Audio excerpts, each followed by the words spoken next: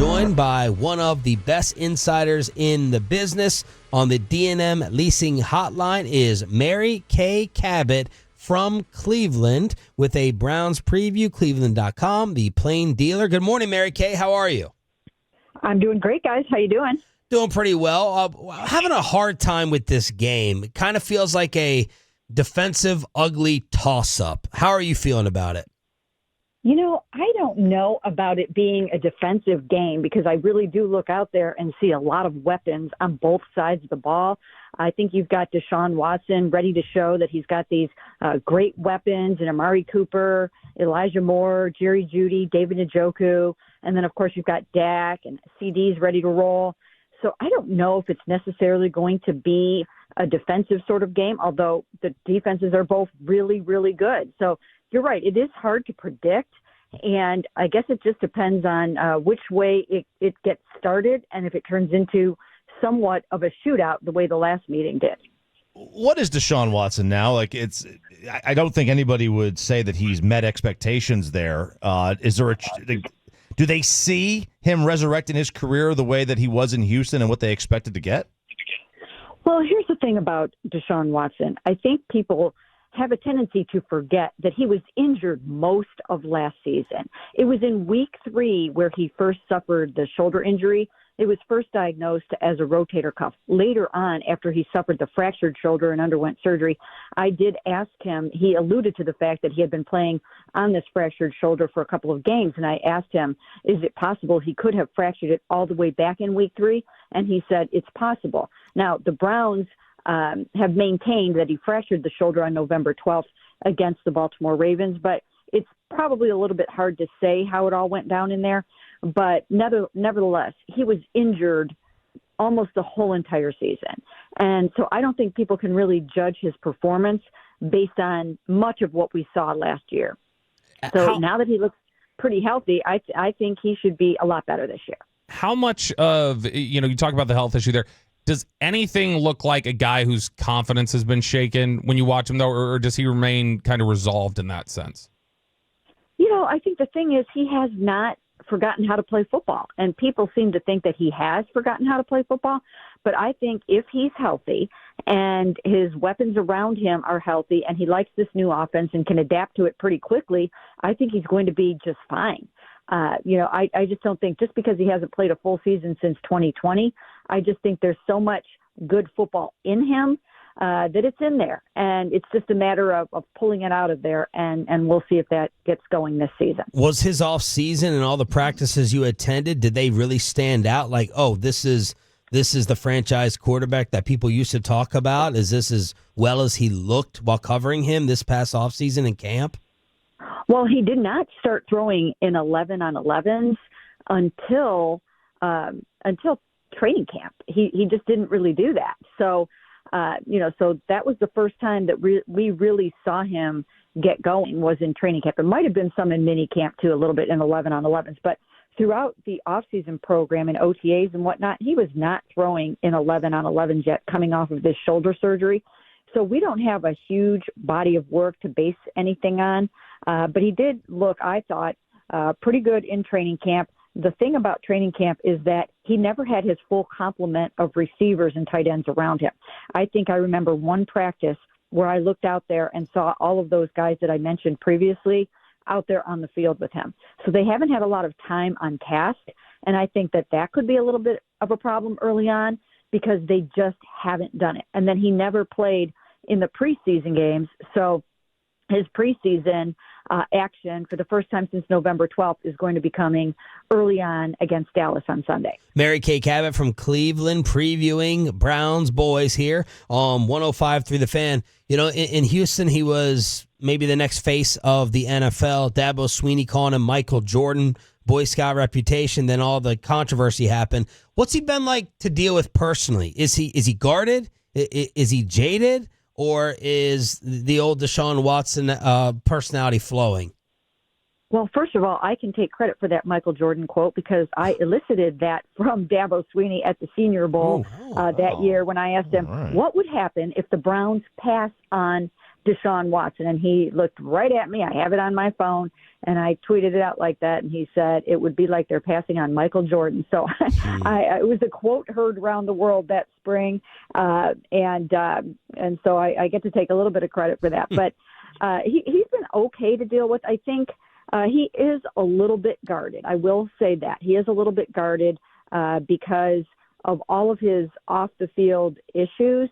I think that's caused him to perhaps be a little bit more buttoned up in terms of just how he deals with the media than he used to be in Houston. I think he was probably a lot more forthcoming, and now I think he's kind of, having to watch it a little bit because, in part, he doesn't always get well received by everybody that's asking the questions. I mean, some people still have, such an issue with everything that went on that I think it can be a little bit contentious at times. And so I just think nationally and locally to a certain extent that he's still working through all of the off-the-field stuff. Speaking of personalities, a very interesting one here when he played for the Cowboys was Amari Cooper. What are your impressions of Amari? Do you think he's happy there? And is he long for Cleveland with a lot of the, San Francisco and off-season rumors and his contract status? Well, Amari has been absolutely terrific here. That was such a great pickup by the Cleveland Browns for him to come in here and have back-to-back 1,000-yard seasons. He's just been fantastic. Set the record, single-season record with 265 yards last year for the Cleveland Browns.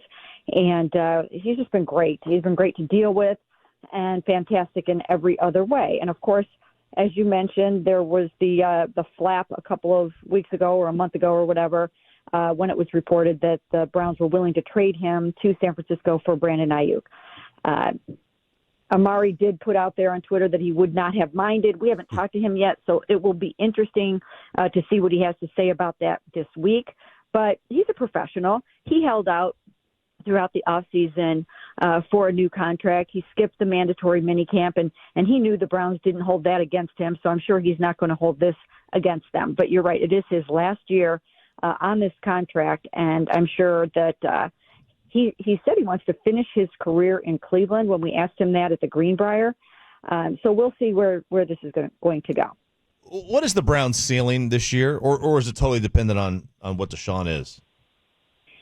I think it's largely dependent on what Deshaun is, but it's a pretty talented and loaded roster. The defense ranked number 1 in the NFL last year, and I think they're better this year. They should be better. The only thing is that they're playing much better quarterbacks than they played last year throughout the whole entire season. I mean, they've got just some of the best quarterbacks in the NFL coming here and on the road, and so we'll see how the defense holds up. But it seems right now like they will be as good as last year, maybe even better, and I think that will help. But, of course, so much of it comes down to your quarterback and how he plays, and that's kind of an unknown right now. Mary Kay, tell us give us a defensive education on this roster besides Myles Garrett. Why else are they so good? Well, all across the line, you've got really good guys. On the other side, on the opposite side of Myles, you've got Zadarius Smith, and then you go inside, and you've got some good defensive tackles in this 4-3 defense. You've got Dalvin Tomlinson, and then they also acquired Quentin Jefferson at defensive tackle. He had 6 sacks last season. Then you move back to linebacker. You've got J.O.K., who was actually added to the Pro Bowl roster last year, but really had a Pro Bowl caliber season in his own right. And then they added Jordan Hicks to the mix there, good veteran middle linebacker. And then you get back to the secondary, and really they're pretty loaded in the secondary with Pro Bowler Denzel Ward. You've got Martin Emerson, who's one of the up-and-coming cornerbacks in the NFL. You've got Greg Newsome, who starts outside but moves inside in the slot. He's a really good cornerback, first-round pick. The safeties, Juan Thornhill and Grant Delpit, are good, can get some hands on interceptions, and so it's a good crew. When we look at the Browns offensive line, Jedrick Wills, obviously there's a question about his availability. It looks like Jack Conklin would have to step in and play left tackle if he's not able to go, but Conklin's coming off of a big knee injury. What exactly is the plan at left tackle, and what do you think the chances are that Wills actually goes in this game? It's hard to say. We haven't seen Wills out there yet on the practice field, but Jack hasn't been out there much either. So I don't know if when we get out there today, if Jed's going to be out there practicing and in his spot at left tackle. I would be kind of surprised if it's going to go that way because Jack's been out there practicing for the past couple of days at least, maybe 3 days or so, coming off of his knee injury. So one of those guys I think will be out there. Right now it looks like Jack has the inside track for that just because we haven't seen Jed yet. Browns beat writer Mary Kay Cabot joining us here on 105 through the Fan. Dallas is going to be playing around a lot with Micah Parsons, like where he's lining up and the areas that he'll attack. Given what you know about the Browns' offensive line heading into this game, where would you expect to see Mike Zimmer try and attack with Micah Parsons? Well, where he starts out, might be not where he finishes up. As you mentioned, Mike Zimmer will move him around. So he's going to try to find the most favorable matchup for Micah Parsons, and I'm sure he will surprise the Browns on some snaps. But I would imagine that he'll start over Jack Conklin, see how that goes, see if he can't exploit a guy coming off of a very, very serious knee injury. But those are two first-team All-Pros. So, so no matter what, Jack is going to be good at that spot. We'll just have to see if, the knee can hold up and he's ready for that kind of action right away. But I'm sure that's where Mike Zimmer will go to test it out. What do you think is the Cowboys' biggest advantage against Cleveland matchup-wise? That's a good one. The Browns are, as I mentioned, the Browns are pretty loaded on defense all the way through. So that is a really good question.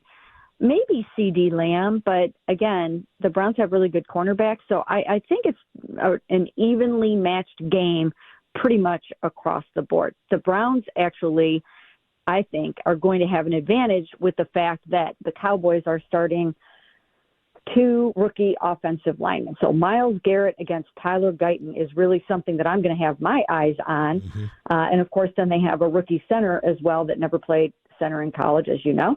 And when you match these guys up across the line from this Browns very stout defensive line, I think that's going to be an area where one team has an advantage over the other. How's the weather looking? It's been really, really beautiful. This is one of the nicest times of year here. It's starting to cool down a little bit. I haven't checked the Sunday forecast yet, but it's been 70s and sunny, so just a beautiful day at the lakefront probably. Keep up the fantastic work. We've been following you for years, and thank you so much for the time this morning, and enjoy this season. Sounds good. You too. Thanks a lot.